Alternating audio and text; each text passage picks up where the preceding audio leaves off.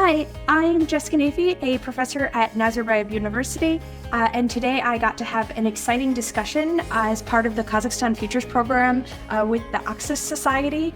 I networked with a lot of scholars and practitioners here within Kazakhstan. We started the day with a discussion about decarbonization here in Kazakhstan and an opportunity to talk about the ESG goals and the way businesses and government are working to advance decarbonization in Kazakhstan.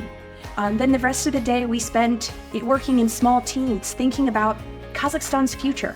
What sort of policies or practices are needed to make Kazakhstan better? Talking about things from improving educational policies to improving economic policies and how we can develop local entrepreneurs and advance the economy here in Kazakhstan.